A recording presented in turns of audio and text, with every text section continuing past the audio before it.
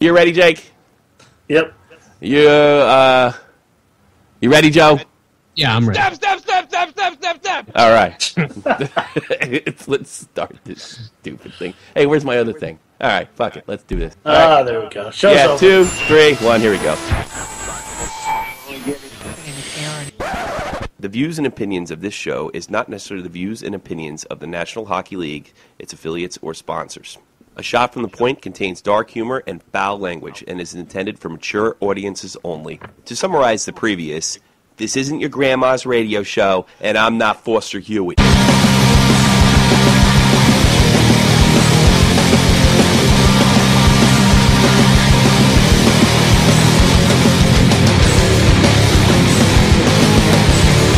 You're listening to the most badass hockey podcast in all of known land. This is A Shot from the Point. Coming at you on demand from the heart of Europe, this is the most badass hockey podcast in all the known man's land. This is episode 20 of A Shot from the Point.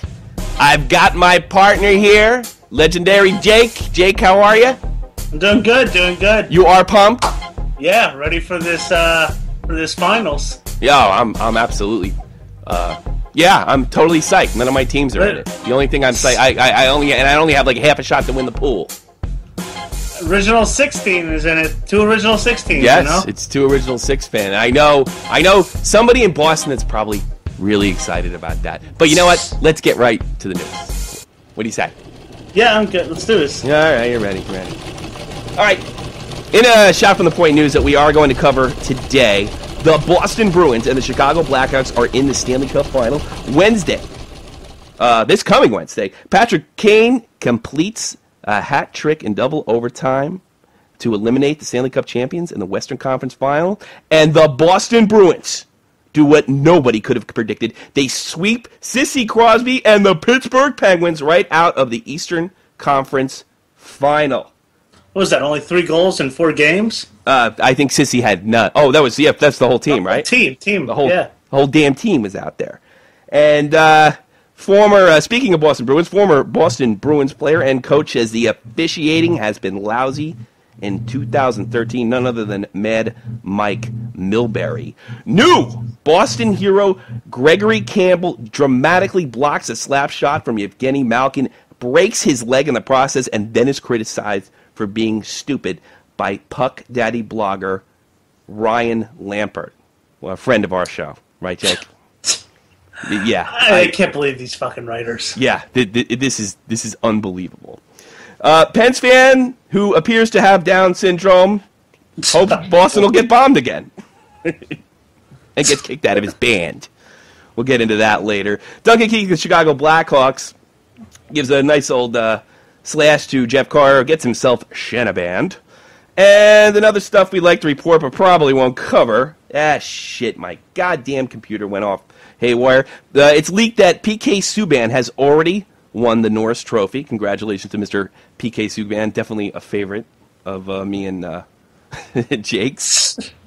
EA's NHL 14 adds a fighting entry using the code of hockey in next year's game. And that's not binary for code. That's the code of hockey. Dallas Stars changed their jersey because in Dallas, they love the D.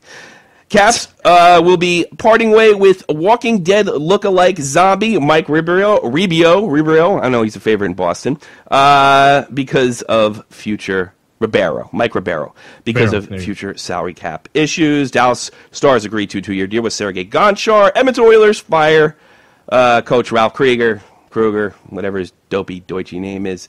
That's a real press stopper. Glenn Slater considers giving up New York Rangers general manager's job. Oh, God, that would be wonderful.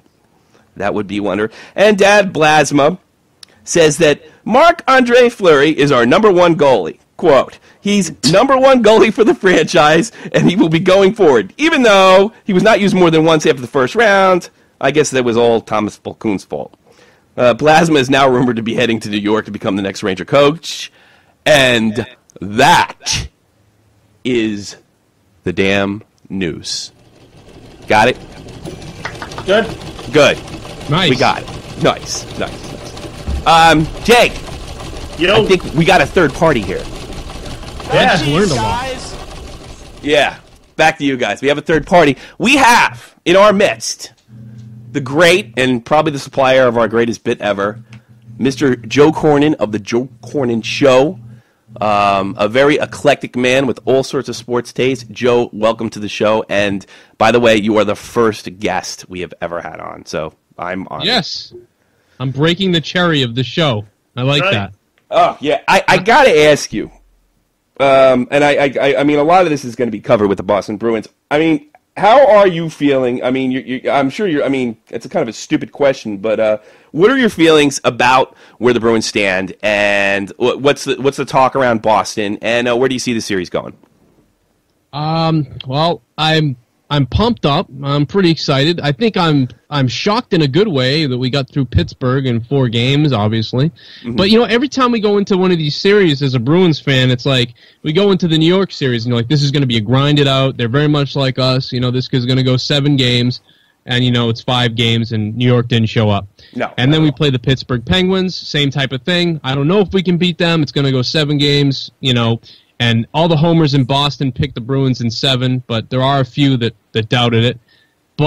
And then we dispatched them in 4 games. So I really have no idea what to expect in this. I think that Chicago is a more solid team than Pittsburgh. They're going to do what they do. They're not going to be affected. For some reason, Pittsburgh, when they play a team in the playoffs, like the Flyers series last year, and the series with the Bruins, they just became something that they weren't. It was bizarre to see. It all started with Sidney Crosby, chirping in the second period of the first game. It was bizarre. Yeah, it is bizarre, but it's not. It's a reoccurring problem that I think everybody thought was long gone. I mean, Crosby took I think the least amount of penalties this year than he did in any other season, and what a shock! He's almost a shoo-in for the Hart Trophy this year. The thing that really gets me, and I'm glad you broke this up, and I wonder if you've noticed this, Jake. You figure that showdown, that ridiculous showdown they had with Zdeno Chara, which I find hysterical because Zdeno Chara had to kneel over and it looked like he was arguing with a child during that. What did you say to me? I'll break my stick in your anus and shave your shit beard off your face. I mean, that's really, he looked amused, Chara. I mean, because it was amusing. But this really isn't... He looked like he wanted to give his head a little tussle. Oh, you want to play with the giant? I step on your balls. You live with Mario Lemieux. You both like each other. He still lives with Mario Lemieux. Unbelievable. But this is a reoccurring problem with Crosby. And Malkin as well. And it just looks like the inmates are running the asylum over there. Crosby, for some reason, gets frustrated and decides to play Sean Avery. And I don't understand that with a guy from his skill level. I don't know whether it's because early on in his career that he was just kind of pushed around, or if he's just this type of guy, or he's just a classless sort of overly emotional hockey player.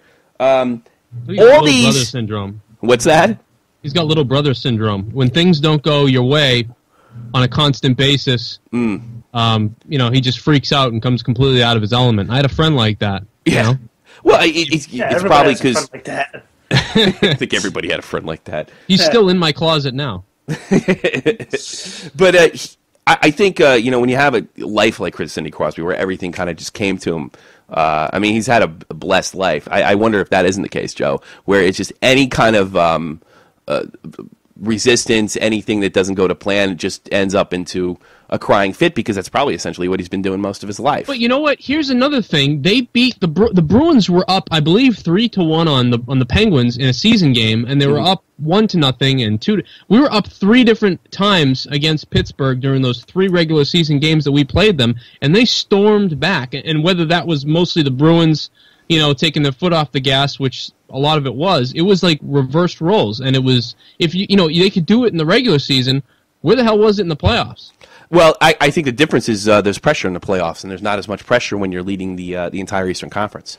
And that's kind of what I'm getting for. It's kind of what you pointed out, that every time there's pressure on this kid, he acts like a baby. He acts crazy, and it hurts his team. I have yet to see one fucking article.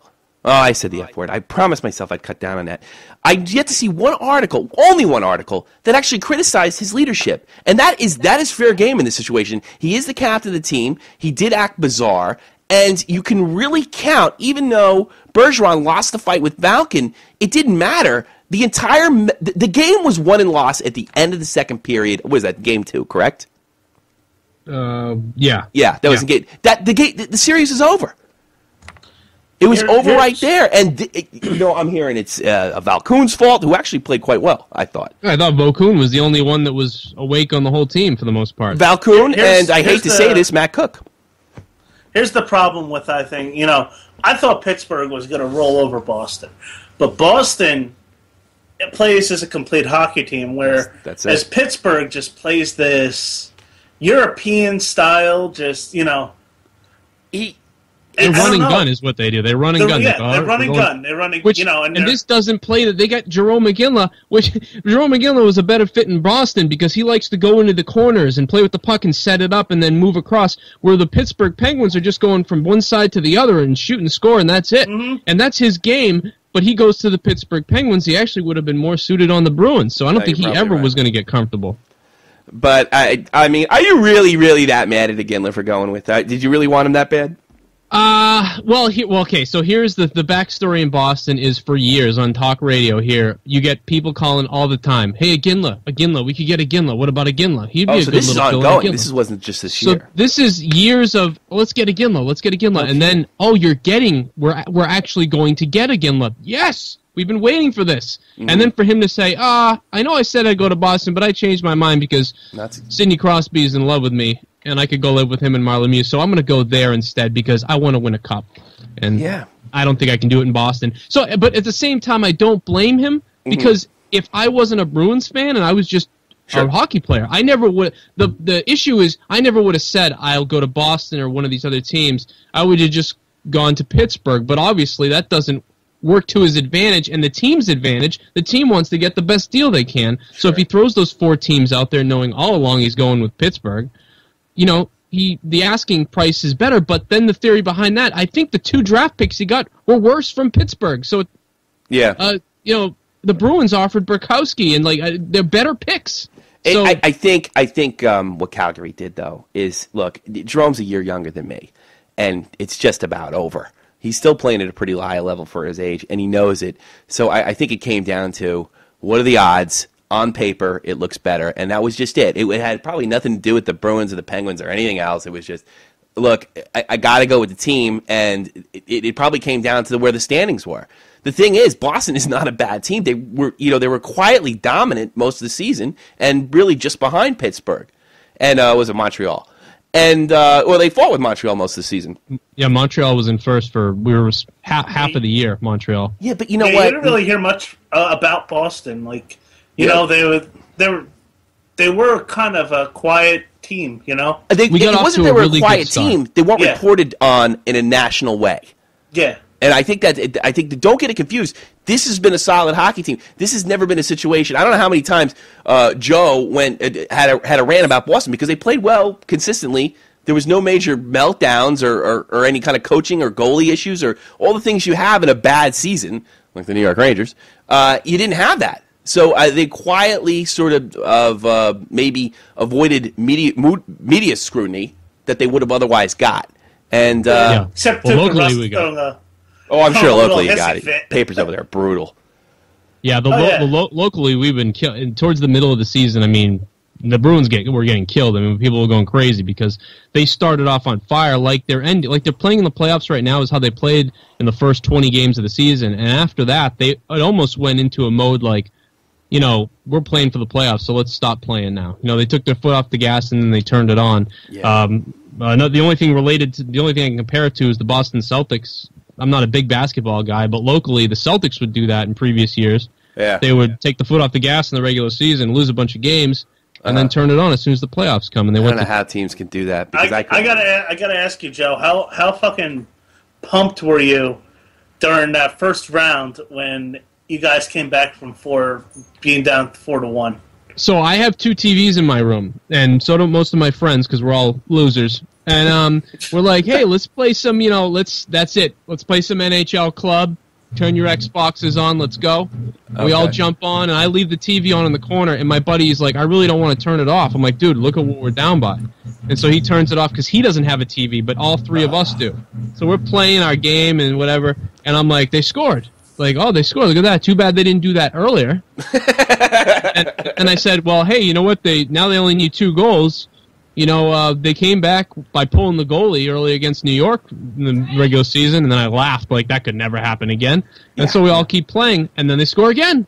And then we all start freaking out, and I'm like, dude, you got to turn this on. Milan Lucic is serious. Like, he turned into something else here. We turned it off. I couldn't believe that they came back. As much as the Toronto fans wanted to jump off a bridge, I had stains in my pants. I mean, it was unbelievable. Let me ask you something. I probably shouldn't even bring it. When that happens, I felt bad for the Vancouver Canucks slightly. Not now, I wouldn't, but back then, I did have a little bit of they're not the Vancouver. I didn't feel bad for them at all. No. I mean, in '94 when the Rangers beat them, there was a little bit. Those guys really played their balls off. Did you have any of that feeling for Toronto? Because it was really heartbreaking. Oh yeah, I mean, I don't think I've ever felt bad for another team when my team wins. Especially, I mean, if you told me 7 years ago or something, hey, the Bruins are going to beat Toronto in the first round in Game 7, they're going to come back and you're going to feel bad for Toronto, I would have laughed in your face. I was like, oh my god, that's all I could think of was being a Red Sox fan and being a Bruins fan, watching the Bruins get eliminated in the first round my entire life. Ugh. That's all I could think of. I mean, but to magnify that, because now you haven't been in the playoffs for 8 years, you get there, you're ahead of this team who's supposed to beat you, and then you cough it up like they do. Oh my god, like I would still, my channel would be insane if I was a Toronto Maple Leafs fan. I would still be talking about it. I'd still be. Do you think they coughed it up? Or do you think the Bruins turned it on? Because I don't think they coughed it up. It didn't look like a choke. It looked like they got outplayed in the last 7 minutes of a hockey game. Yeah, I think that Toronto kind of didn't play as hard as they were playing, and at the same time, the Bruins really, started to turn it on. Because the Bruins, as a Bruins fan, and if you're a Bruins fan, you know this. There's something going on with the Bruins where if they are backs against the wall, they play out of their minds. They play, true. I think they're the best team in the league when this stuff happens. No kidding. But when they're on the power play, they play garbage. Yeah. Whenever they get a one-up on someone or a power play or anything like that, they do horrible. But when you guys don't have a lot of firepower in that area, and that's not where you excel. You excel on 5-on-5 hockey. You clog the neutral zone and you counter-strike. I wouldn't say it's definitely a more skilled team than like a 95 Devil team, but it's still is it's a very well disciplined team that obviously is made to deal with high powered forwards and apparently multiple high powered forwards. One of the best things about going up against a team like the Capitals is you just got to shut down one guy. You can't do that with most teams, with most defenses like Pittsburgh because there's so much firepower. But somehow the Bruins managed to do that. And it's really just, it was something to see. I feel like the Bruins just focused like, hey, we're going to focus on your 3 forwards, and we don't care about the defensemen. And you didn't see the Pittsburgh defense shoot much at all. No. I didn't even see them bringing it out of their zone right. The Bruins forecheck was on. Everything was on. Hey, listen, I love to drool your team all day, but I definitely want to move on with some stuff. You want to hear some clips from Sidney Crosby?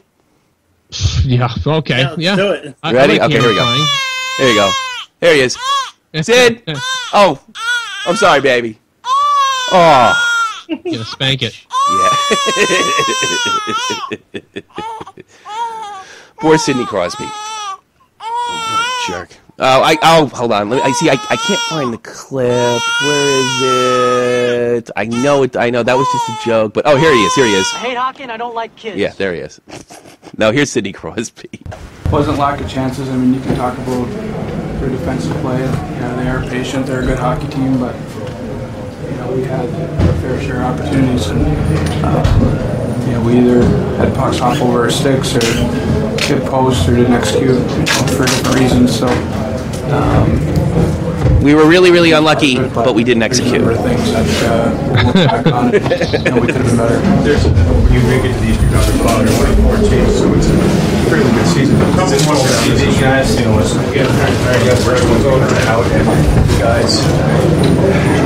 I mean, I don't really know how you kind of sum that up. I mean, you get the Eastern Conference Final and you lose.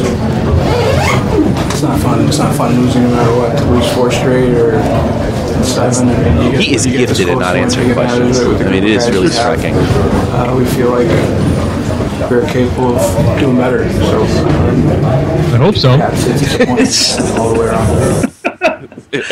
he's giving regular sports guy answers, you know? Yeah, they're not getting anything out of him. Yeah, he's in a funk. He doesn't know what he's talking about. He's in a malaise. He's an absolute master when it comes to that. I mean, it's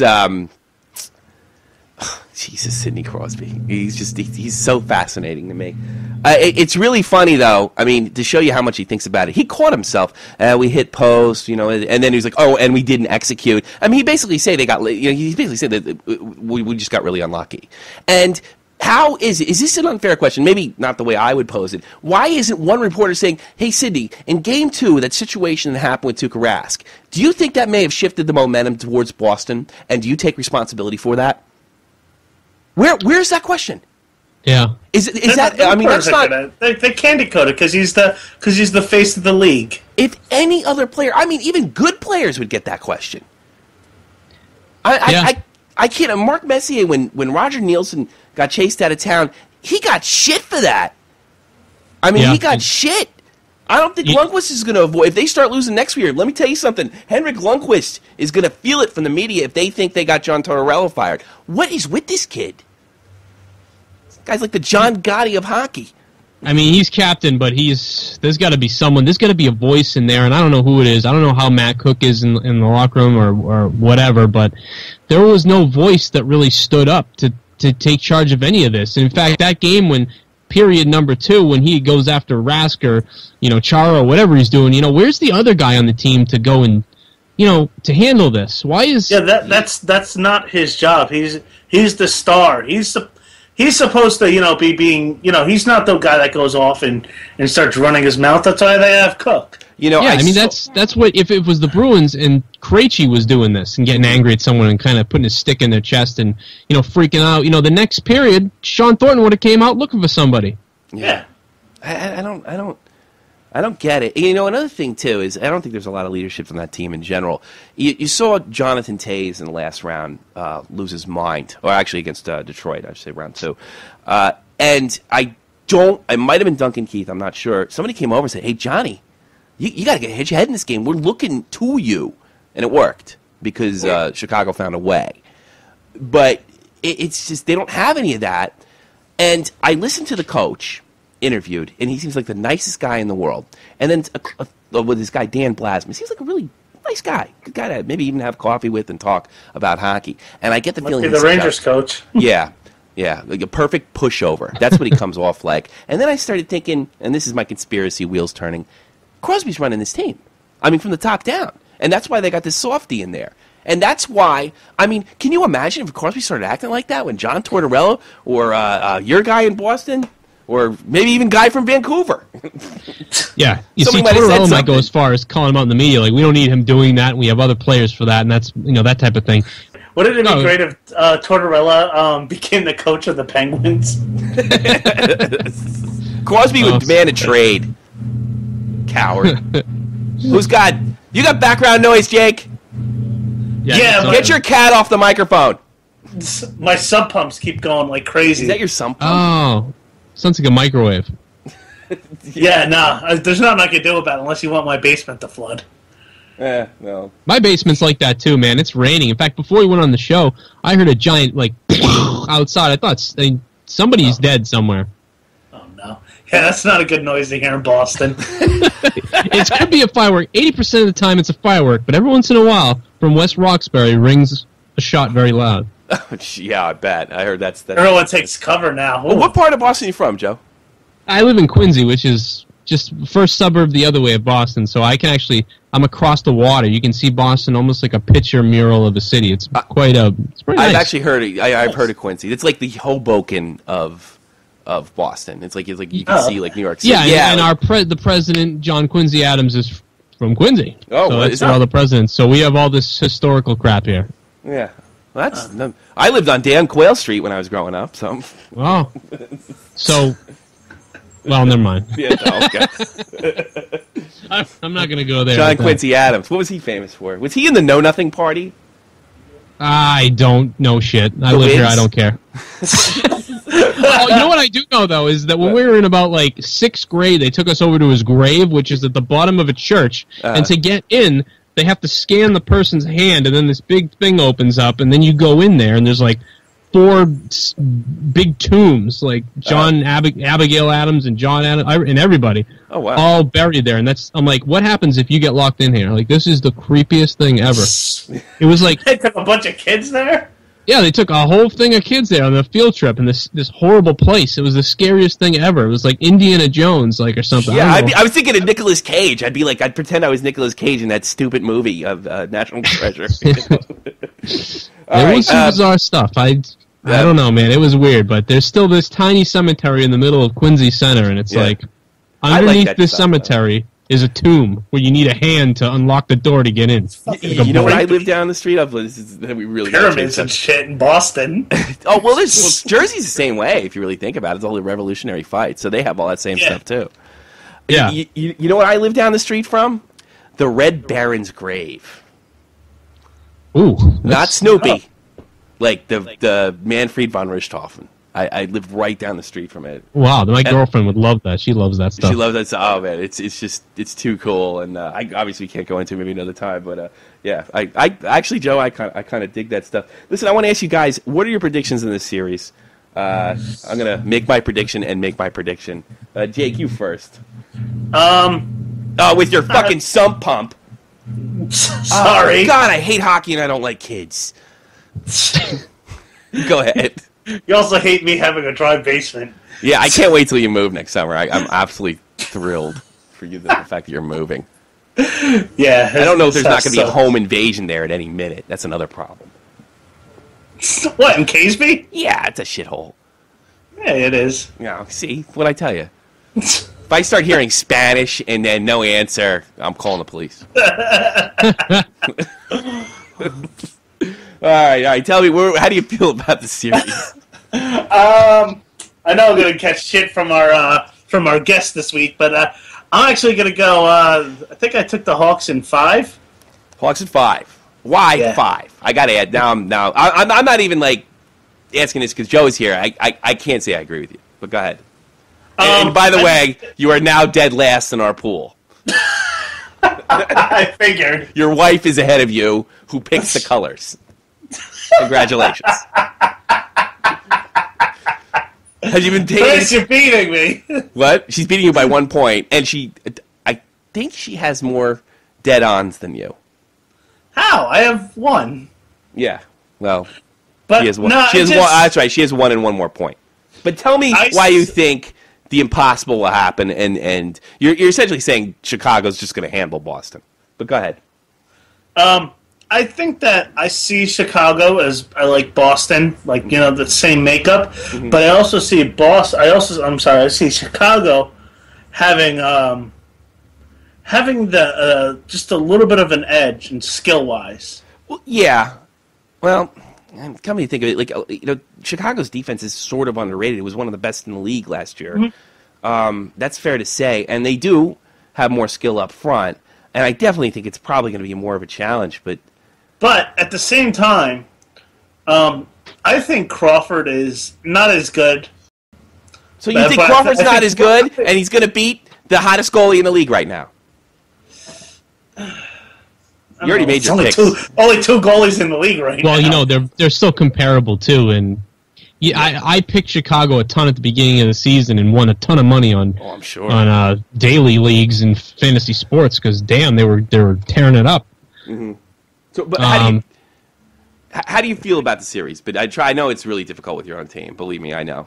So where do you think this is going? All right, so I've got multiple reasons for this, but I'm gonna first off start by saying the Bruins in 7, and the reason why I say that is because I picked the Bruins in 7 in New York and Pittsburgh, so I'm just going to keep picking Bruins in 7 because I'm not jinxing it. But here's the thing.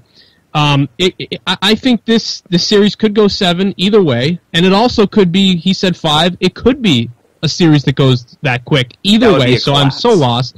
But the thing is, if I was a NHL person, a hockey fan, and I wasn't the Bruins, I would probably pick in Chicago's favor. I'm not picking it, but I would probably pick in Chicago's favor because of the home ice. I think it's may come down to the home ice. No, home ice has been a bigger factor in this whole playoffs than it has been in recent years. It is much bigger. It's almost got like NBA numbers nowadays. It's completely bizarre. I mean, take a look at Los Angeles and how many games they dropped away and then just came right back. It's pretty amazing. Now, saying that, the Bruins don't really care about that because they go Pittsburgh and take 2 in Pittsburgh, and they took them in New York as well, I think. I think we only lost in Boston. Did we only lose in Boston? I forget now. You had to lost, no? Who did you lose to? The second? Oh, yeah, you lost Game 4. You lost Game 4 to the Rangers, which was a luck out. So. All right, and I know we lost, obviously, in Toronto, but I don't know. And the goalies are even as far as I'm concerned. Crawford has the ability. He's having a special year, and so aren't the Chicago Blackhawks. I think for the Chicago Blackhawks to lose, it's not as bad as the Patriots 2007. Perfect season, lose the Super Bowl. No, I got something on your Patriots, by the way. What's that? Oh, that's Tebow. Right. Tim Tebow, that's right. On my way in, the Patriots have Tim Tebow now, so all the hate that I have on YouTube for Tim Tebow, now my team has him. Oh, it's great. That's all right. I'm a Jets fan, so I'm glad. The curse is passed to us. I was actually glad the guy got a job because you can't say he sucked if he doesn't get a second chance after Colorado or Well. The reason why he's here, number one, first of all, he tried out with the Patriots years ago before he got signed by anybody, and the second thing is Josh McDaniels. I think Josh McDaniels is going out and picking from his previous players. If you look at some of the players he's pulling over to the Patriots, I mean, Tebow's his guy, but now he's trying out as a tight end, so I think you're going to see him in a multifaceted type of limited role with the Patriots, and that's it. I hope to God there's no such consideration for quarterback. That's what I'm hearing, but I mean, who knows? I really wish Tim Tebow the bad luck. I think he really got a bad deal in New York, and I know that was just the worst idea to move in the New York area. The personality just doesn't fit. But going back to what I'm about the Stanley Cup, I think you guys are going to handle them. And one of the reasons you're going to handle them is because I've seen this before, and you can look at just about any Stanley Cup winner, the hottest goalie wins, and it's obviously Tuukka Rask with the 52 saves and times where he absolutely stood in his head. I don't think Boston's beatable. I think this is a 5-game series. They're going to figure out how to win one game, but I think it's going to go very much like the Rangers series. Can you believe the goalie numbers, though? Can you believe that? I think Tuukka Rask is 1.75 in the playoffs right now. I don't think that's Sebastian Jaguar numbers. Yeah. And that's 1.74 for Crawford. Yeah.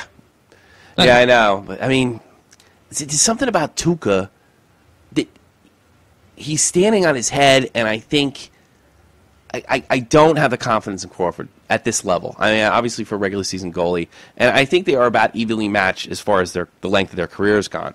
But there was something about that clutch performance, the 52 saves. I think it's going to edge them out, which I probably should say, but I think Chicago's going to run into a brick wall. They have not played a defensive team like Boston.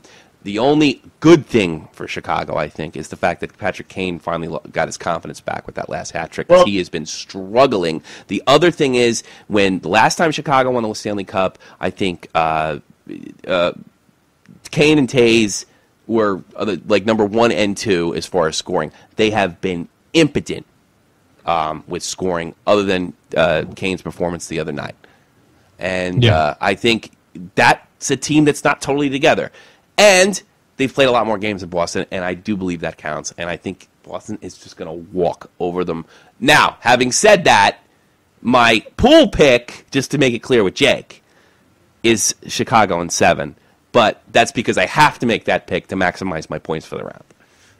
But I don't. Wasn't your pick in the beginning of the playoffs? That's why I can't take Boston in this round, because if I take Boston and they win, I get the same amount of points as if they lose. So if Chicago wins, I get the dead on, and then Boston loses, I also get the tiebreaker points. So I have to take Chicago as far as the pool's concerned. Let's move on. We're actually almost a half an hour in. I don't know. I think Mike Milbury's funny. What about you guys? He's hilarious.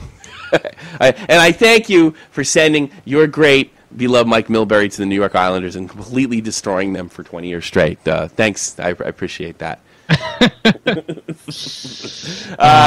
Here's Mike. You can check your screens. He's right about this. Here you go. The Pens are hoping to avoid elimination. The Bruins are staring at a sweep, and after 20 minutes of ice time, we are scoreless. Considering how painfully close they were to being bounced by Toronto, you'd have to say at this point, Boston has had an extremely strong playoff run. Maybe. Mike, which group has not? I hate to say it. Well, I don't hate to say it. I'm just going to say it. The officials, they've been lousy this spring. And I'm telling you, they've been lousy throughout it. We've been kind to them because we don't want to get in trouble. But this is a big-time hook. That's a hooking penalty, and that results in the winning goal for the Pittsburgh Penguins. It's a bad play by the official. You should call a hooking penalty. There's no question about it. Tonight, on this icing call, I don't know what Douglas Murray was thinking, but he doesn't even touch the puck. He looks like he's going to absorb the hit. Lucic barely makes contact, and Walkham makes a call here. This is interference. It doesn't matter if he meant to hit him or not. He hit him. If I hit you over the head with a stick and I say didn't mean it, that doesn't matter. You interfere with a guy, that's a 2-minute penalty. That should have been a 5-on-3 for the Pittsburgh Penguins, and this is not really the first time, is it? No, these are key penalties, but they're in big moments. And it's, as you just mentioned, not the first time that we've seen a missed call or a blown call in a huge moment during this postseason. Absolutely. Detroit, Chicago, and it was Game 7. And the league tried to say this was the right call, but I think the lady doth protest too much because this was pretty obvious to me. Maybe a tripping call on Zetterberg, but then Stephen Walkham behind the play is going to blow the whistle on what could have been, what should have been the game-winning goal by Hjalmarsson, and he didn't see it. There he is right there. He should know better. The thing that gets me about this, I'm done with Mike. If they're going to call coincidental minors and it's not affecting the play, why not call it after the whistle's blown? Yeah, he leaves it.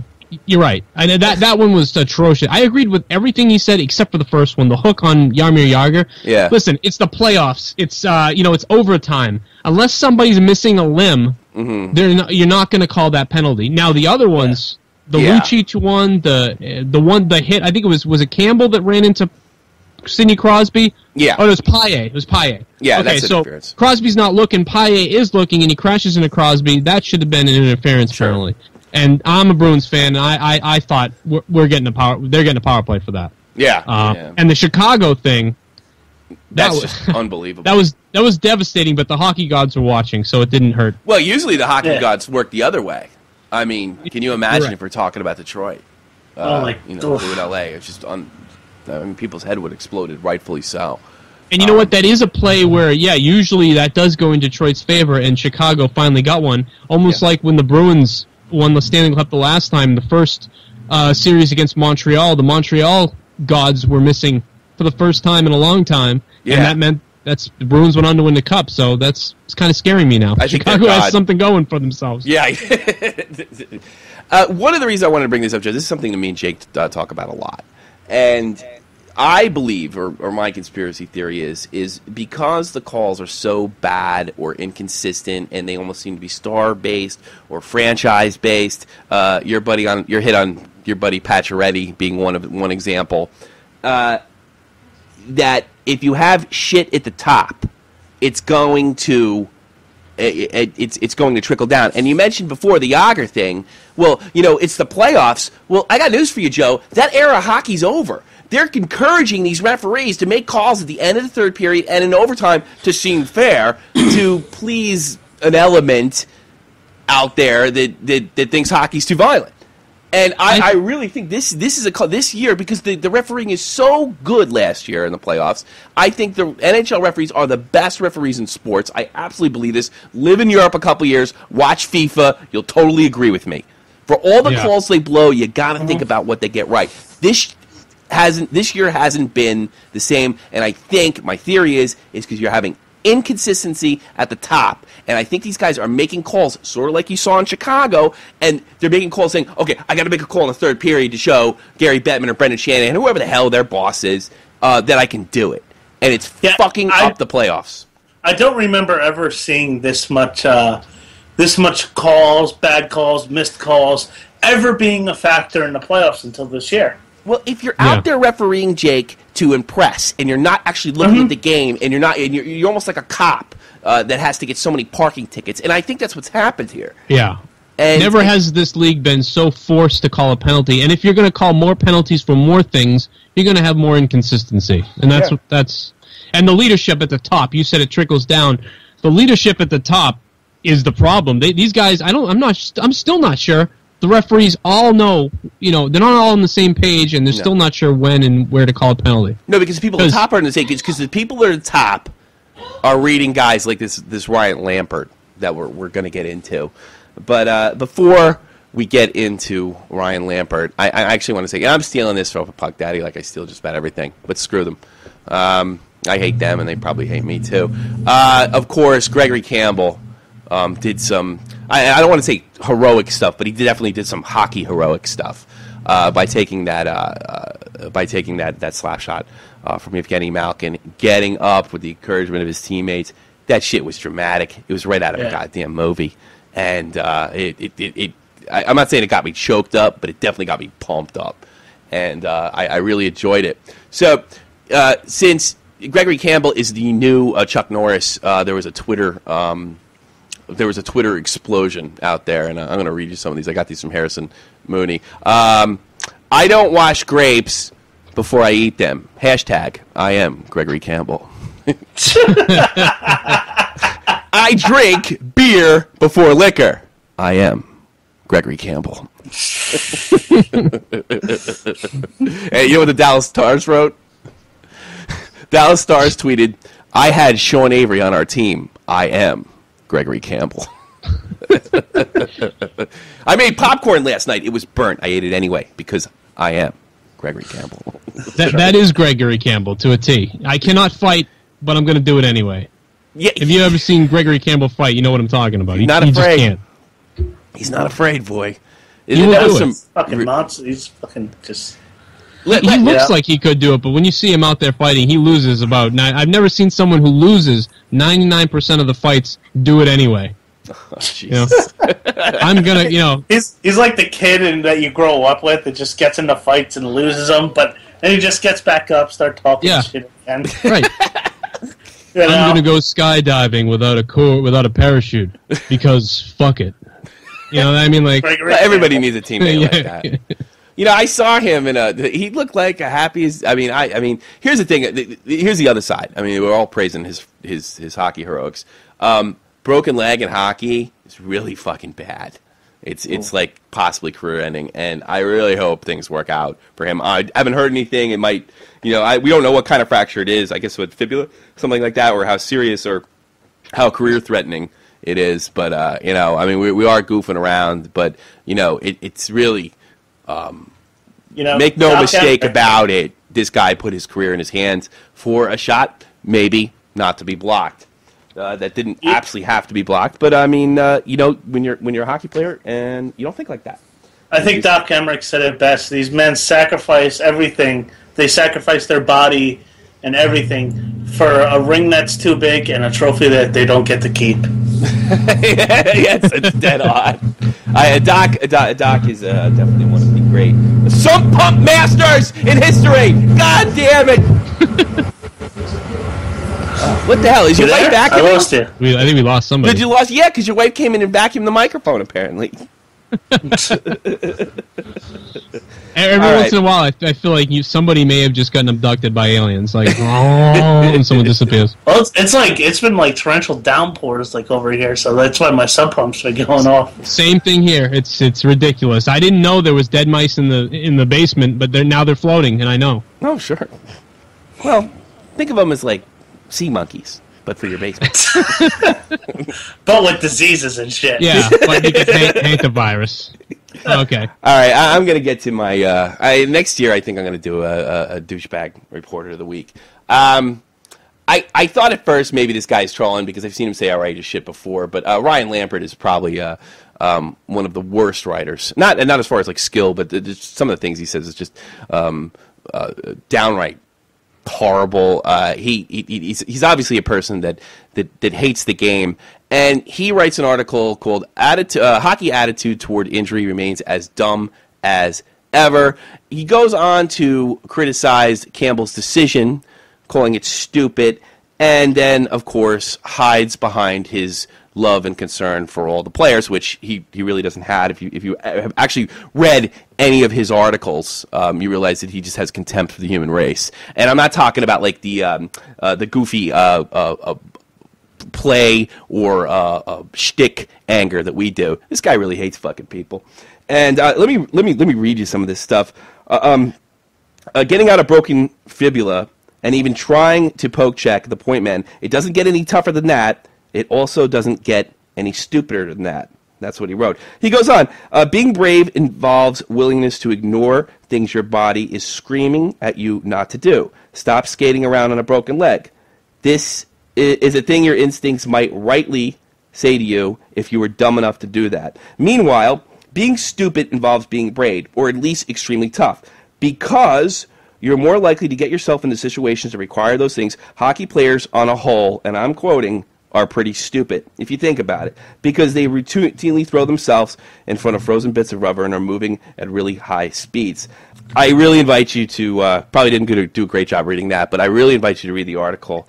Goalies are the stupidest people in the world, according to Ryan Lambert. Oh, really? Yeah. Cause you wait a minute. Now, is he he's a sports fan? Yeah. I think that's the problem here. And here's another thing. When I hear... Here's Lampert's problem, all right? And you could take hockey player and replace soldier, cop, or fireman in there because you can really see where this guy's coming from. Also, me and Jake talk a lot about all the time is sort of this, we feel, not that it's like a conspiracy, like people are going into the White House and coming out, but I think there's sort of attack going on with contact sports. And I think Ryan Lambert is one of these guys that despises sports. And I think what he despises even more than that, see, Ryan Lambert has a problem with you and me thinking that Gregory Campbell's brave, and there's a reason for that. He thinks he's brave. He thinks that he's underappreciated. He thinks that people like him, with great intellects, like guys that write for blogs about hockey, are the ones that actually should be respected. If you read this article, it's just like... Sounds right. Yeah, this is a guy that got picked last in gym more than likely.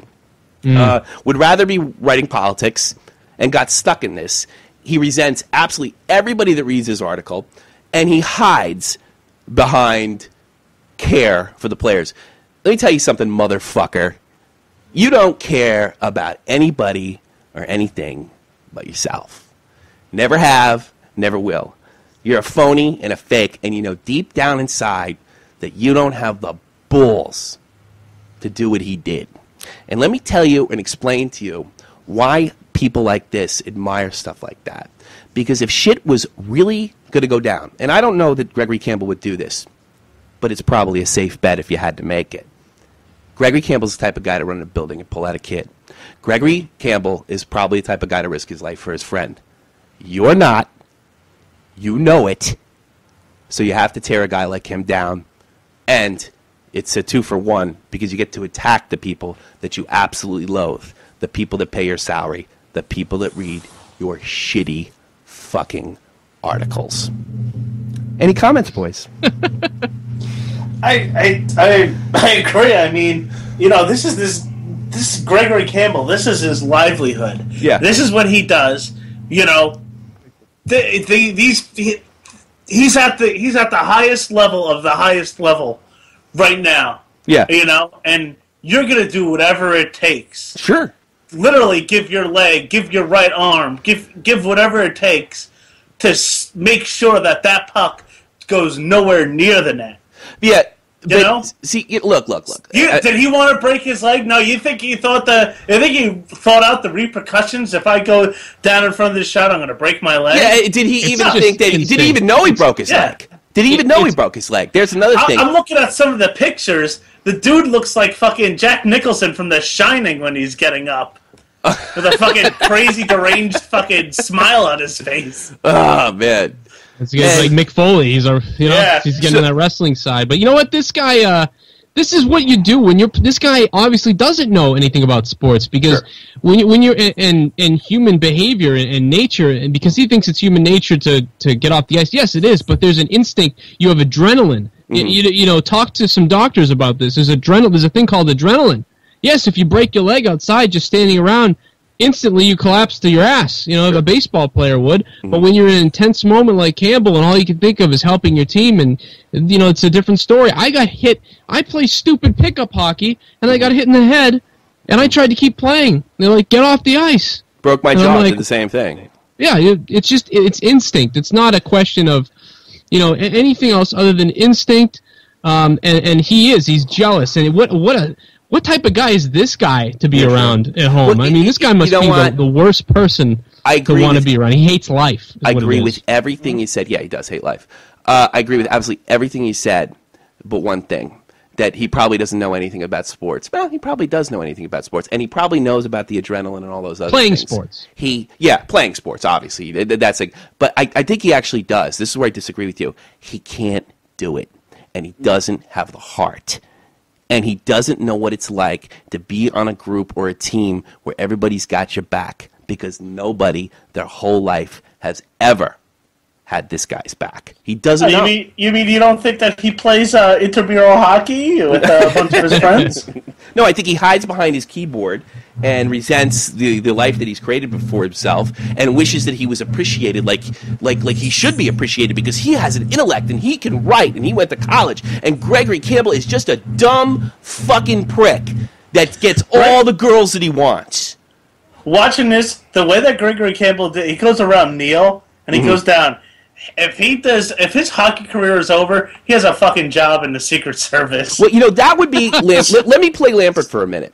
Lambert would say to you, like, yeah, and that's why he shouldn't do it, because he could lose his career. How stupid is that? You're supposed to, and it's like Joe said, you don't think like that.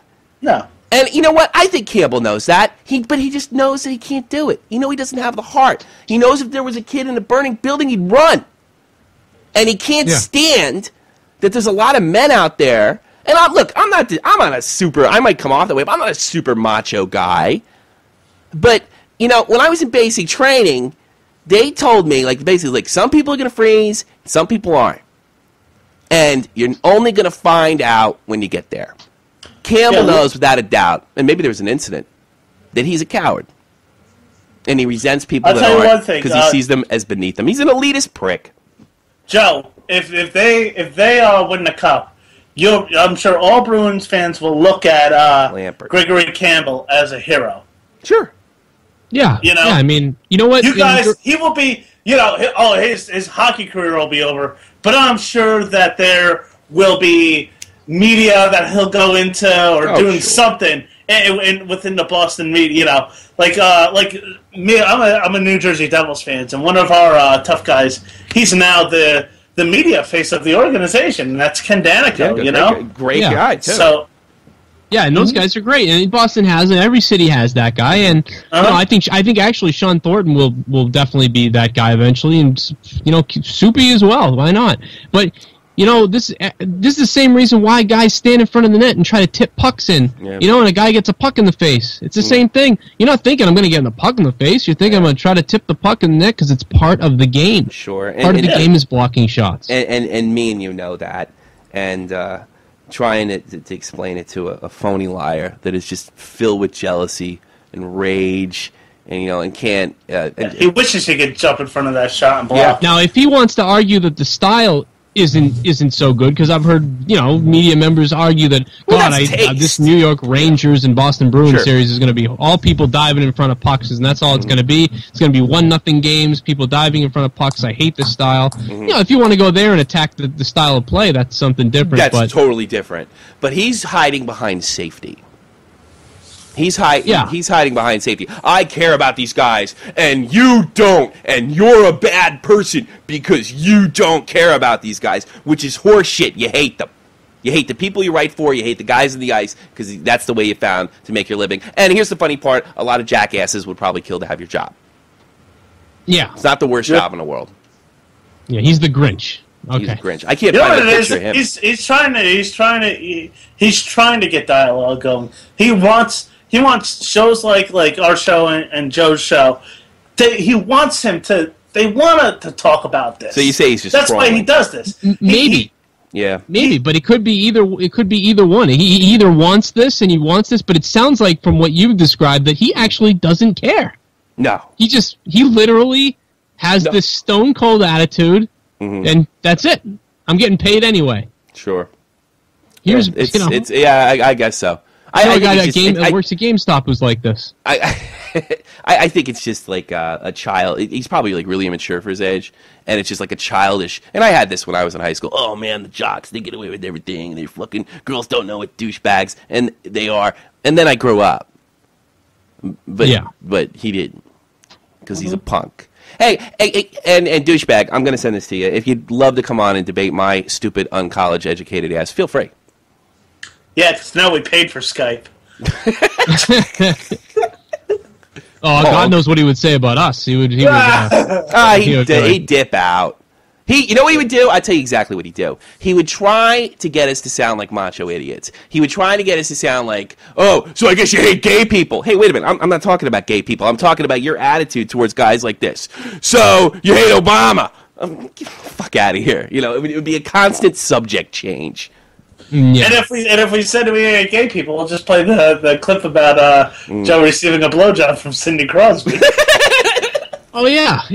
I thought we talked about not saying that. Did we talk about not saying that?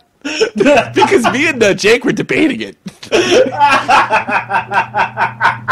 I'm just kidding. I'd pull his pants down and suck it for enough. It was the other way around, Joe. Come on, man. He would have to shave that mustache, though. I couldn't deal with that. But you know what? Knowing that he's probably already dipped into Mario Lemieux makes me a little weary of STDs.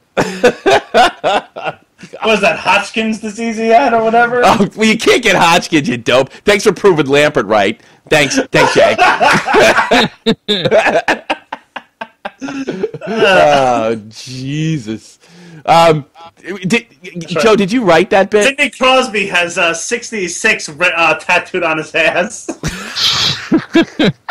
I don't know if this is... By the way, I got to tell you something strange. I walked into my local store. There's this little tiny store up the street from me in my house, and there's like a little stickered thing. You put 50 cents in, a sticker pops out. And so on the front, they have an advertisement, 4 stickers. Okay. And there's 4 stickers lined up to advertise, hey, these are hockey stickers. Well, the stickers are the Boston Bruins, the New York Rangers, the Pittsburgh Penguins, and the Chicago Blackhawks. And I shit you not, I took a picture of it. Oh, it's fucking bad. Could you send me that picture? Yeah. Well, a second. Well, no, not the second. No, you'll probably fuck up the wrong. I'm telling you, I'm like, it's an omen. It's a sign. It's a It's a sign. Yeah. I don't know what's the sign of, but. Do you think Crosby is cut or uncut? I don't know. I'm wearing pink and kissing guys. Below the belt? He can have man boobs, all I care. But if it's 9 inches, we got a party. I don't know. I'm wearing pink and kissing guys. Anyhow. Oh man! Did you write that, by the way, or did it just happen? Because it was really funny. No, that bit you did with the if you shave that rat face. Oh, that just comes out of my head. I don't know. I was on the floor. I said to my girlfriend, he must have wrote that. So brilliant. Hey, listen, we already did the hour, but I'd actually like to go in overtime if it was okay with you guys. You want to do another 15? Yeah, sure. Let's go. Yeah, I think we're doing all right. There's 3 of us now. We got more to go around. So yeah. Well, I was wondering that before because I absolutely have no idea what I'm doing, and I do it in my living room with my girlfriend's permission because I'm half a man. Yeah, I know how that is. Everyone said, well, actually, I was on the Tom Green show. Oh, really? 3 years ago. I was like his co-host guy for a few shows, and I was in a small apartment, and it goes on at midnight.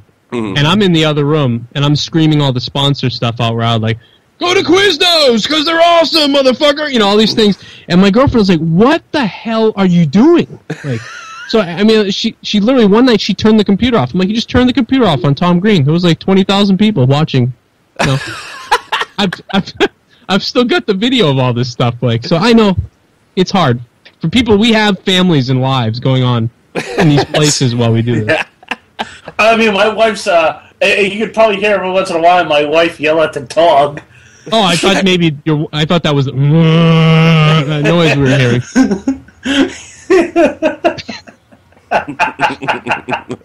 Yeah, you hear Milo! Frank, get over here, Frank! Just every once in a while. It's funny because when I edit the show, I hear like I didn't hear it when it happened because I'm usually talking, and I hear, And then, like, I could hear shifting because probably he's kicking a stupid cat off his leg. You know? When I hear it in there, and I'm like, God, that makes me nuts. It's like middle of a sentence, so you can't cut it off. My cat went through a phase where he was attacking his tail. Yeah. And he did it like... I was listening to the show one day. He fucking just did it right in the middle of the show. Yeah, I know I did it. This was about 2 weeks ago, wasn't it? Yeah, something like... It was probably like earlier in the season. My girlfriend's like, is that a cat? Yeah, it's one of 12 running around in that pet collector's house. Do you know that Jake has a menagerie in there, Joe? Oh, wait a minute, what? He has a menagerie. He has, like, really? I don't know. Yeah, he's like 2 raccoons and, like, so 5, 6 cats. Ferrets. And ferrets. How bad can it smell? Yeah, I know. And, like, I got 2 pugs and a cat. You ever meet? You literally was like you ever meet a girl and like it became a turnoff as like I got older. Hey, do you like animals? Yeah, I really do. I do. I had collies growing up and stuff. And he's like, you like animals? I have a ferret. I'm like, no, you don't. You have 6. My girlfriend had 3. Oh God. When I met her, her house smelled like shit. Ugh. And her parents, I'm like, how is this allowed? Like, it smells horrible. Yeah, but they're cute. Yeah. No, they're not. I don't care if panda bears are cute. They smell like shit. I don't want to hug it. Well, you know what a ferret is? It's a mongoose, essentially. You know, that's all it is. That's like the domesticated version of mongoose. If it's really domesticated, they do the same shit. And they're really common here in Germany. And this is the really bizarre thing they do. For some reason, and they do it in every car, no matter what kind of car they do. What they do is they burrow into your car. It doesn't matter if it's a Jeep. And they bite this one part of your brake. And I'm not making this up. And it actually will disable your vehicle. And they always bite in the exact same spot. And it doesn't matter where. I mean, you figure every car. I don't know much about cars, but you figure like everyone's built different. And these guys. I mean, you could wake up for work one day, and this damn thing was probably working on your car for months, and then you can't drive to work. It's an anti-mechanic. Yeah, I know. It's just like your cat, you know. You gotta lift. Hey, anybody know who's? What the hell is that? What the hell is that? That's a cat. That's a cat mating, is what that is. Oh, God, I've actually heard that before. I've seen that video. Oh my God! Whoever's listening to this, by the time they're done, when they're done with this show, they should just go on YouTube and start Googling cats mating. Yeah, that's hot. Yeah, if you want to be investigated by the FBI and have a good time. It's true. Underage cats mating. Yeah, and after you do that, unsubscribe. Shaved cats. Yeah. I don't know you. All right. There's some guy out there right now who's like, he's got 2 cats and he's shaving them so they can fornicate and he can videotape it. Who knows what after that happens? That's right. All because of this show. Now, does he get in trouble for that? Like, if they go, they suspect him of, you know, who knows what with children and things. So they go through his computer, but all they find is shaved cat orgasms. Shaved cat orgasm and shot from the point. Thanks for listening, folks. I don't know what maybe we shouldn't have gone in overtime. I don't know. Yeah, overtime. Jeez, it's 2:00 in the morning here. What's the matter with you guys? All right. Let's take it. Do you know Jordan Kurek? Am I saying this name right? The fucking guy from Pittsburgh? Yeah, I was going to stop on this. I was going to touch on this last week, but I figured it was just kind of an empty tweet, and yeah, I was trending a bit, but there was like no backstory. But now we got one, so I decided to do it. I guess during Game 1 when Cook hit McQuaid from behind, which was so obviously it wasn't even a clean hit in Gordie Howe's day. This guy tweets, "The NHL is fucking rigged. Matt Cook made a clean hit. I hope your city gets bombed again, Boston." Genius, this guy. Oh my God, you're right. I remember that. I almost forgot. You read that earlier, and I heard the quote when he said it. And do you know who this guy is? Is he like a? Something tells me that he will not be welcomed at Fenway. Something tells me he's getting investigated. I mean, if the FBI and the Patriot Act and all that stuff, if they're going into people's homes for all this other crap and tapping phones, when someone comes right out and says you're going to get bombed again, I don't know. Maybe you want to talk to that guy. Yeah. I mean, Yeah, even Obama on the pick flip that side, one off I haven't been talked to yet about anything I've said, so I don't know. Yeah, well, you don't know, but it's the way things are going lately. It's pretty much guaranteed. Yeah, do you have a Verizon phone? Yeah, I do, and now it has that frontal camera. So I think sometime next year, some porno company is going to come out with a giant montage of frontal camera masturbation reaction videos. Pick it up off the ground once in a while, Joe. Which is just, it's everybody in the world who got picked up on the camera, their expression while they're jerking off to looking at the porn on the camera, on their phone. And it's just that music, and there it's going to go on sale. It's going to be called like something like "We Are the World," or Jerk off's jerking off. Everybody, you know what? Fuck, forget that. Everybody comes. That's the name of it. Everybody comes. All right. Can I talk about this jackass yet? Because we're going to have to go to double. All right, go ahead. Go ahead. I'm losing you. All right, this guy, you are losing me because I'm dying.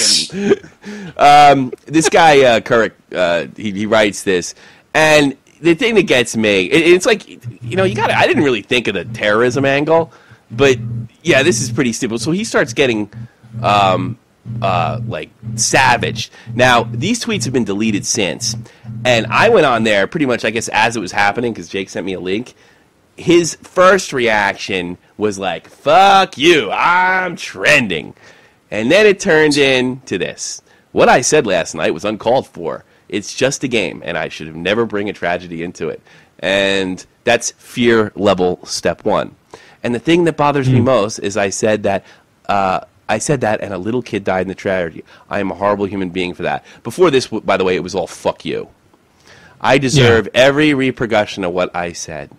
And this is my personal favorite. Whatever you do, don't take it out of my band, man. I'm the scumbag. And then he said, they quit. I'm out of the band now because I said this. Don't attack them. He's not out of the band. He's out of the band. He's out of the band. The band batted him out. They're from Western Pennsylvania, and they got smashed on their dopey Facebook site. I have one of them too, and it's got like 43 likes. And they just they got a lot more now. And they did. They tossed him, and I'd say you have to move out of his parents' basement. But I mean, fuck, he's in a band talking about hockey, which is something I did in my early 20s, and I lived in my parents' basement. So, you know what? I love it. I love that he said, because that just shows how infuriated he was that the Bruins beat his team. And I don't take it seriously. I don't take it as he's going to do anything. He just freaked out. It's nothing that I wouldn't have gone that far, but I would have said some crazy stuff and maybe regretted it too. Yeah, I mean, would you have gone that? I can't see, Joe. You always seem like you're in control. I mean, this is just. I don't think he was even attempting to be outrageous. I mean, being outrageous and then just being. I think he thought he was just being. I think he thought it was being funny. Yeah, that's probably true. I didn't think he thought that it was going to go this crazy, but it was a little bit of a little bit. I mean, there's a 9/11 joke that I don't even do involving sports. Yeah, because a few years ago, the opening of the football season, the Vikings were playing the Saints. Mm-hmm. And somebody on the NFL Network said the Vikings are going to have to hit New Orleans harder than Katrina. Ugh. So I'm like, how horrible would that be if like Boomer Esiason said, "Boy, the Jets are falling apart quicker than Tower 2." Well, I mean, if you put it in that context, it is a pretty funny joke, Jake. I just wouldn't tell it where you live. See, this didn't even make sense because like, it's not like we had some 7-game cutthroat series with them. We just beat you in 4 games. So what do you mean we're going to get bombed again? Like, what the hell does that mean? So he was just clearly out of his mind when he said all this. It's true. Well, you know what I think? If you want to get to the hockey angle of it, I started thinking it was over in Game 1 the way they were playing. And I maybe sensed it, if you want to look at the hockey angle. The other thing is, he got scared. I started looking at the tweets, and I'm not, by the way, I don't think this is cool either. They're threatening his life. And, I mean, I don't recommend anybody, I mean, I think he got enough backlash now that he got so scared because of this. Now you will think forever about what you say on social networks and things like that. And I think that's enough. I think we can Yeah, he can be forgotten about now. I'm all for making him famous, but I'm not all for lighting him on fire and making him famous and then retweeting it. Yeah. That's where I draw the line. This guy deserved absolutely everything he got. I found it funny because a day later he turned his he took his face, because he does look like he's Down syndrome. He took his face off and he put for the profile picture, and he put what looked like grass or turf, which kind of made me thought well, yeah, that's kind of where your ass is. It's grass. And you got to figure. You know what I wrote him? I wrote him this, and I don't think this is out of line. I hope you are scared every day for the next year. And I bet he is. Mm-hmm. I can't see an upside. I have a choice here. Duncan Keith getting suspended for whapping Carter in the face. Or which a ball hockey championship game, I guess at the highest level, because it's Canada versus the Czech Republic, that gets completely fucking out of control. But yeah, over there in Germany, they had the roller hockey championships. Yes, they did in Dresden. They did, yeah. And the United States beat Sweden, which I forgot to write in. Thanks for putting that in the news. Boom. The United States beat Sweden, but you can't hit in that league. And roller hockey would be great. It just needs to be reworked. It probably should be 5-on-5. I agree. Yeah, they've always kind of messed it up, but it's something. There's something viable there that they just haven't gotten right. I mean, I always wondered if the NHL could start a prospect league, when the season's over, but just make it weekly, Saturday with all the original 6 teams, or something along those lines. Or there are professional roller hockey players out there, and just have a summer league or maybe 4-on-4 with body checks. I mean, there is a small league called the MLRHA or something like that, and they have full. They even have fighting. I always thought it was kind of cool, but they've never really been able to capture it, because roller hockey. I mean, Jake plays, and I used to play. I was in 2 leagues at a time. It's a really fucking great game, man. Especially if you can't afford ice, because not every kid can. Or if you're an old man, you can actually get on your skates. All right, you want to watch this brawl because it's kind of amusing, I think. Yeah. You want to watch this shit? Yeah. Let's see. I don't know why I can't. I'm only seeing the Jordan Cruz thing. You're not seeing me? Let me try this again. I'm seeing the Jordan Krug thing. Oh, he does look like that. You know what? I haven't seen so much. By the way, going back to him real quick, such media outlash on somebody since that guy interfered with the baseball in 2003 for the Chicago Cubs. God, yeah. Remember that? Yeah, but I always felt bad for that guy because... Well, that was different. He didn't deserve it, really. This guy's just a complete fucking douchebag. They did a whole 30 on 30 ESPN thing on that guy. And they compared him to Buckner. Yeah, in some ways he is. He's in hiding still. He won't talk to people about it. Oh, Buckner? No, the kid who dropped the ball or got in the way of the ball. Are you kidding me? Yeah, he's still hiding. You're right. I think it was on the 30-30 thing. Because Buckner's been forgiven, correct? No, Buckner has been. Yeah, and for a while the Red Sox tried to get him to come back, and he wouldn't come back because of But they finally convinced him to come back, and now all is forgiven. So, well, I actually, I'm probably the only one that's actually watched that game. I still scream Buckner whenever a wiffle ball goes through someone's legs. That's okay. I think a lot of people do. I'm a Mets fan, so real quick story on the Buckner thing. I think because my father knew about it, and he kept telling me these because we had Red Sox fans live next door, and they were like. It was hey, sorry that you lost, and all you would hear is Buckner, and they were so mad. But there were so many things that happened after the Buckner thing that caused, it wasn't just the Buckner, Yeah, but I mean, you guys were a step away. But here's what I found out: he was hurt. Coach knew he was hurt, and they asked him if he wanted to play, and of course, Buckner said, "Yeah, who's not going to play?" It's Game 6 of the World Series, and. The coach, I can't remember his name. It's been almost 30 years. Coach said later that it was his fault because he knew Buckner was hurt, and that's if you see it, he does kind of strange when he goes down there. He's a tall guy, and it's such a bad play that he couldn't have been anything other than hurt. So I mean, really, it wasn't Buckner's fault. The coach should have had the courage to tell him to sit. You know? And that's what it comes down to. But I think that took 10 years for everybody to Boston to find out because they were so pissed off about it. Yeah, I hadn't even heard that. when you watch that game should have never been tied to begin with. No, that's true. That's what I'm getting at. Like, there were so many other things. Just like in the Chicago game where the kid got in the way and he became the scapegoat. You know, they were fine. They still just needed the out, and there was a botched played shortstop that the shortstop should have had, and all kinds of things. And, but when you're losing for so long, and something big like that, an error like that sticks out, that's why that's where that hatred comes from. Yeah, I suppose. The Boston fans acted like Jordan Carew. Yeah. Could you imagine, Tommy, you being a Rangers fan in '94 if something happened where I was expecting it to happen. What are you talking about? Where if a Rangers fan threw something on the ice or something happened and that wraparound goal never happened. I'll tell you what did happen. If you remember the last 5 seconds of the Stanley Cup final, Rangers fire the puck up ice. It goes behind the goal net, but Bure slows down to pick up the puck. The play should have been waved off. So the face-off comes all the way back to the Rangers zone. And interesting, they put Matavich on the center and Messier on the left or right. And I thought, they're going to score. We're going overtime. I did not believe with 1.6 seconds that the Rangers would win that game. Yeah. As bizarre as that sounds. Yeah. Because the Rangers and the Boston, at that time, the Boston Red Sox, very, very similar weird shit happened to them over the years.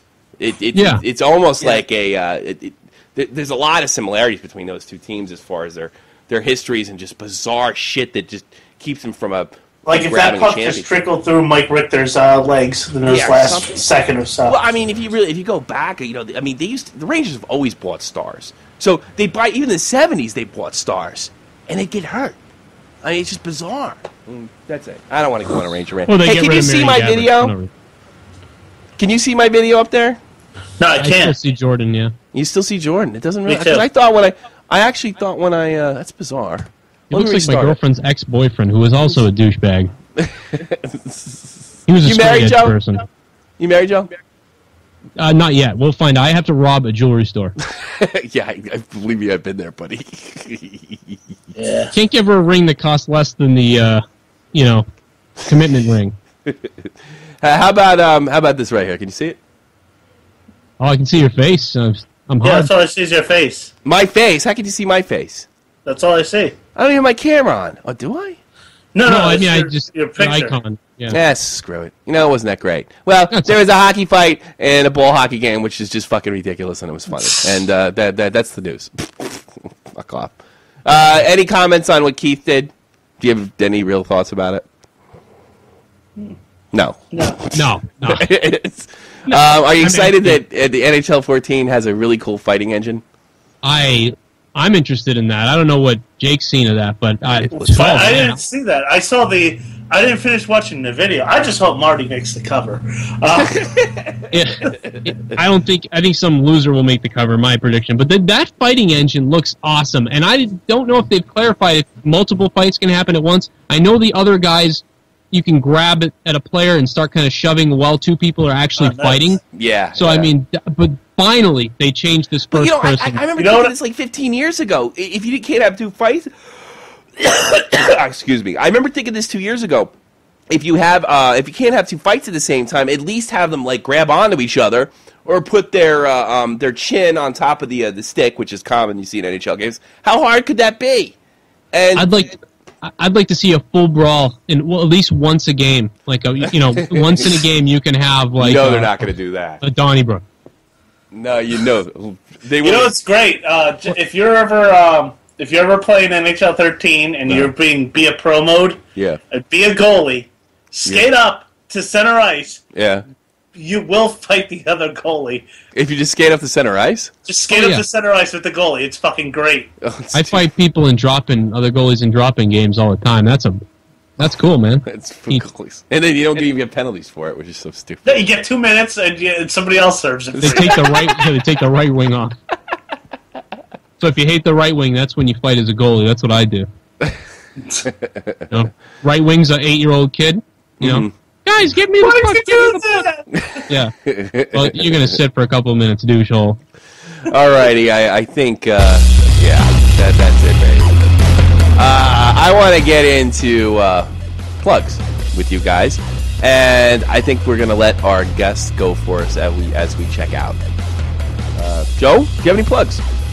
I do. You can find me at No, I'm just kidding. You can go to youtube.com/Joe Cronin Show, and there I am. That's all you have to do. My site is primarily wrestling-based, but, I've got some weird videos that pop up here or there, and you can also email me at rageinternetradio@yahoo.com. And Joe Cronin's other rants have been featured in nationally syndicated radio and things of that nature. And you should definitely check it out. He's definitely a friend of our show, and he's also listed in the upper corner of the Shot from the Point, upper right-hand corner of the Shot from the Point channel as one of our friends, including his Hockey Rants channel, or whatever 6,000 channels that I don't know how you could possibly keep track of that you have going on at the same time. And I don't. I really just got too many things. Yeah. Are you going to pick one, or are you just... Which channel to go with, you mean? Yeah, you're going to go with one? But by the way, I'm not judging. I'm not saying do it. No, I'm going to keep Joe Cronin Show because that's the one that I've got the most following with, and it's primarily because of wrestling, but I've also got a lot of friends who jumped over from my previous YouTube on it, too, who came because of my rants. So it's going to be wrestling, rants, sports, and weirdness, and there you go. You got 100,000 on a rant, correct? Yeah, I've gotten quite a few. I had a Super Bowl video too that was like 250,000. Jesus. Wow. Well, you know what really got me, Joe, is I was seeing you're averaging 1,000 and even up to 10, and I'm like, wow, this is really nice that he's gonna play our bit, and of course you did, and you gave us a great plug, and you got just about as many hits on that as we would on one of our shows. So I was like, and then I noticed your hits went down after you played it. I'm like, fucking great. I figured out what the problem is with that is I edited it on a tablet and then uploaded it. Oh, you think that's the problem? I think that's the problem. Oh, maybe that was that's like. But I was like, God, he's got so many hits. This is gold. And then we not only did you get less, we're hitting the money. Yeah, because that's what you want. You want to feature some psycho, and bring some of his subscribers to your channel and keep doing that. And that's what it's all about getting the word out. Because when you do, I enjoy listening to you guys, and I'm just a regular person who heard your show. Sure. And so. There's tons of people out there who are going to be tuning in soon. Trust me. We have a good friend, a 16-year-old, one of our biggest fans, 16-year-old boy from Canada. Yes, he loves us. Nice. There you go. I love listening to radio like that when I was a kid. So finding you guys and other stuff. Yeah, and I think he's one of our. Yeah, I think all three of us are radio guys. So, and this 16-year-old kid from Canada is also in the All Alberta team, so he has a shot at making Team Canada under 18. Wow, that's I know. Yeah. So we're like really proud, happy gay dads, right, Jake? Yep. Little Vinny, look at how good. And Joe wants to go now. Do you have any other plugs, Joe? No, no, that's it. That's the only. That's all I can think of right now. All right, Jake, do you have any plugs? And please don't plug Nambla. I have a butt plug. I pretty much have to unplug something. I will not be performing for the Jersey Shore Rocky Horror Picture Show. Oh, you mean all those latent homosexuals you perform for? Play at the Rocky Horror Show? Pretty much. That's disappointing. Yeah. Well, some shit happened with another cast. Somebody was burning. Somebody broke up with their boyfriend. You fucked Riff Raff, didn't you? I remember. I was out of cash for 3 years. So lots of stuff. You know what? You might have to tell this story. I've seen. I used to just see two dudes kissing, one of them in drag. I used to just walk by like it was a nothing. It's like, oh yeah, just two guys kissing. That's all. Excuse me, gentlemen. Well, is there something wrong with that? No. No, he can play. He can play. Yeah. No, there is. That question is important. Well, the NHL's open and you can play club, and he can play. He just can't play NHL at my house. That's all. He can play in the NHL. I can watch from a distance. Well, soon but I want you to put these bastards on blast and entertain it. What fucking happened, Jake? Well, they're the cast that I was associated with, the Friday Night Specials cast, which puts on a really good show. They're out of Aberdeen, which, if you know anything about New Jersey geography, Aberdeen and the Highlands are relatively close to each other. Sure. So somebody from the Jersey Shore Rocky Horror Picture Show took a bunch of the flyers of the Friday Night Specials, and set them on fire, and then posted the pictures on Facebook. So I thought it was That's a little mean. funny, but it's stupid. I really don't want to be associated with just such childish stupidity. So at this point, I'm like, I have very good friends that are still in the other cast. Yeah, sure. So I pretty much told them, like, listen, I told them, it's like, I'm not doing this. I don't want to be associated with you people. You know, it's a really scumbag move on your part. You know, it's like you keep on talking about how, we just want to do our own show. We just want to do our own show. But then you go off and you do this, and for over something stupid, Who will win the Rocky Horror competition to be the #1 Rocky Horror performance? In New Jersey. Well, I want to go to see like a gang fight. I think it would be really funny. It would be like watching West Side Story. Or no, even better, like that stupid Marky Mark movie where like the two cover bands like meet each other in like the parking lot of the stupid band they're covering. That's what it is. And they all fight like the same guy that they're representing.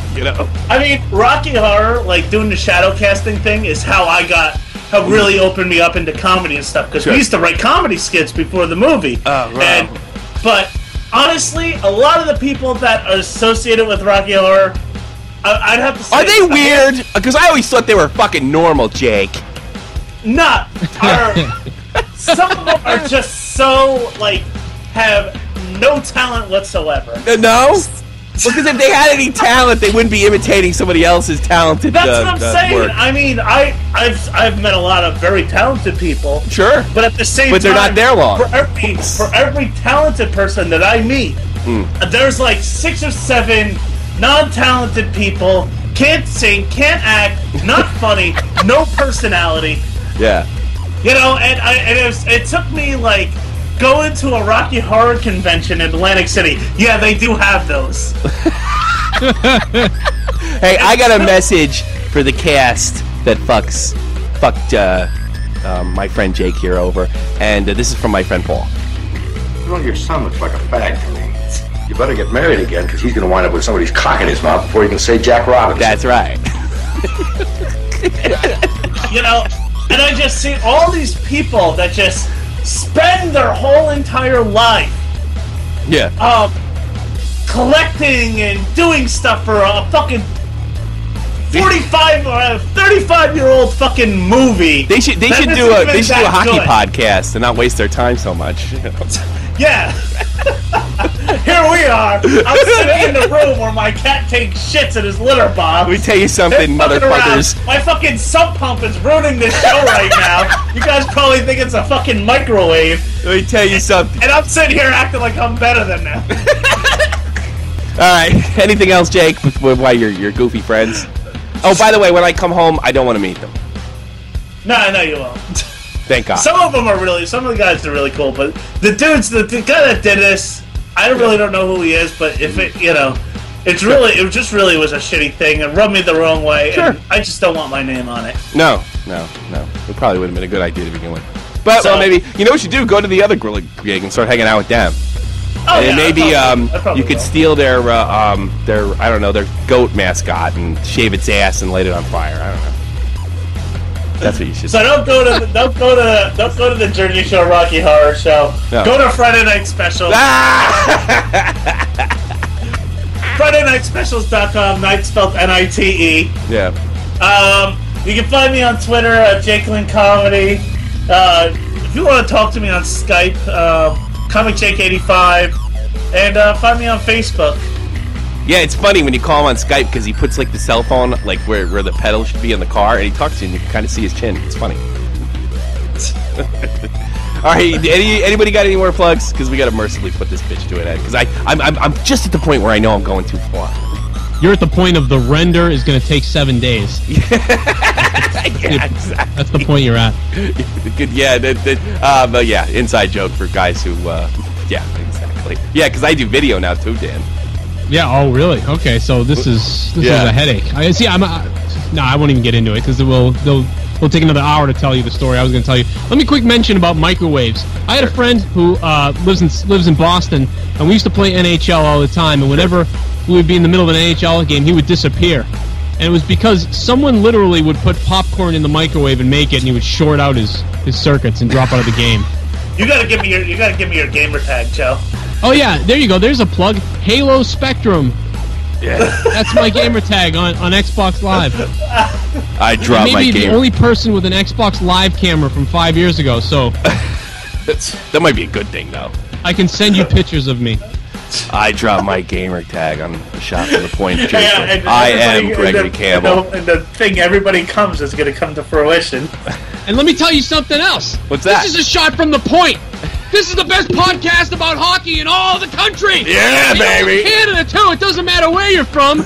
This thing kicks ass, and if you didn't listen to this whole thing, you suck. And if you did listen to this whole thing, on the bottom in the comments, you should write colostomy bag. And we'll know that you're the most epic listener of them all. And I'm done. That's it for me. Take it away. All right. I got things to plug. Please subscribe to the channel if you did go this far, because, I mean, shit. I mean, you got to figure we at least put in the effort for you. I mean, for Christ's sakes. If you like the show, share the show. Hey, these things, if you really dig the show and you want these people to listen every week and write me and tell me how good it is, and you don't share it with anybody, well, that's kind of how these things take off. So maybe one day I could have, like, an interview with, like, Brett Hull, which is, like, my dream interview, because he's goofy. So, and what else? Well, I mean, everybody's here that I normally plug, so I'd normally plug him, and that's just pretty much fucking it. So, JohnFreemanMusic.com. Oh, fuck, thank you.